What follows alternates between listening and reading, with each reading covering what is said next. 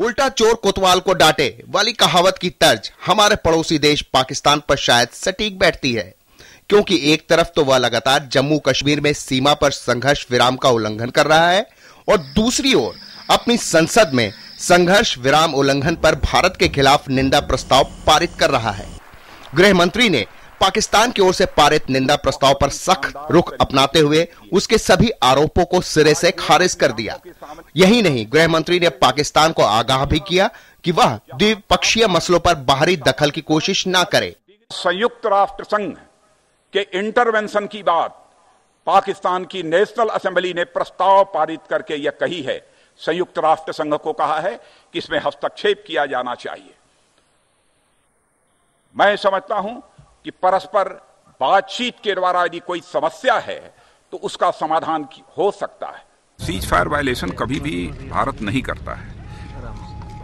भारत बराबर शांति में विश्वास करने वाला देश है और मैं कहना चाहूंगा कि पिछले 2 दिनों में भी जो फायरिंग हुई है वो पाकिस्तान की तरफ से हुई है। सीज फायर वायलेशन पाकिस्तान की तरफ से हुआ है, भारत की तरफ से नहीं हुआ है। गौरतलब है कि पाकिस्तानी संसद में प्रधानमंत्री नवाज शरीफ के विदेश मामलों के सलाहकार सरताज अजीज की ओर से पेश प्रस्ताव में सरकार को कश्मीर मुद्दे के हल के लिए संयुक्त राष्ट्र से हस्तक्षेप करने को कहा था। तमाम राजनीतिक दलों ने भी पाकिस्तान के इस पैतरे पर सख्त आपत्ति जताई है।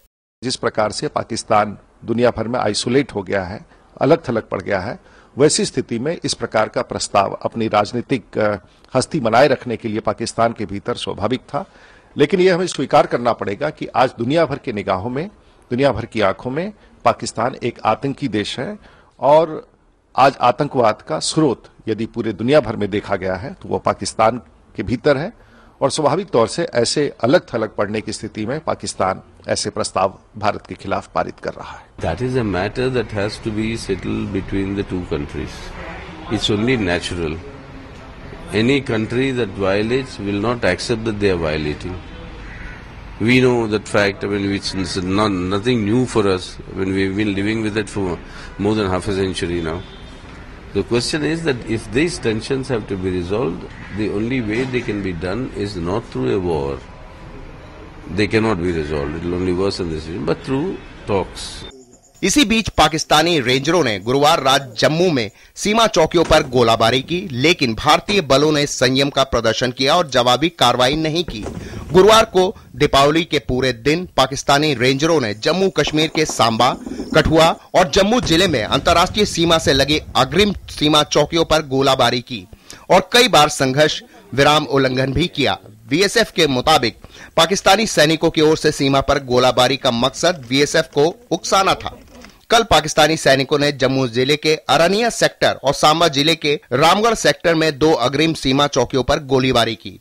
गृह मंत्री ने पाकिस्तान को संघर्ष विराम का उल्लंघन बंद करने के लिए चेताया भी। दीपावली के अवसर पर भी पाकिस्तान के द्वारा सीमा पर रहने वाले हमारे नागरिकों के ऊपर गोली चलाई गई है। एक जो बड़ा पर्व इस देश का होता है, उस अवसर को भी उन्होंने नहीं छोड़ा है। लेकिन मैं कह सकता हूं कि पाकिस्तान को अपनी इन हरकतों से बाज आना चाहिए, क्योंकि वह जानते हैं यह उनका जवाब देने की, मुंहतोड़ जवाब देने की ताकत यह है तो हमारे भारत की सेना के अंदर है। और मैं पाकिस्तान के हुक्मरानों से कहना चाहता हूं, कृपया सीज फायर वायलेशन को रोकें। इस महीने पड़ोसी देश की ओर से संघर्ष विराम उल्लंघन की शुरुआत के बाद से 10 लोगों की मौत हो चुकी है और 13 सुरक्षा कर्मियों समेत 95 लोग घायल हुए हैं। कुल मिलाकर लगता है कि पाकिस्तानी हुक्मरान अपने आंतरिक संघर्षों से इतने परेशान हो चुके हैं कि वह कश्मीर के मसले को उठाकर सत्ता में बने रहने की जुगत में लगे हैं। संयुक्त राष्ट्र बार बार साफ कर चुका है कि दोनों देश आपस में मसला सुलझाएं, लेकिन पाकिस्तान है कि मानता ही नहीं। DD news.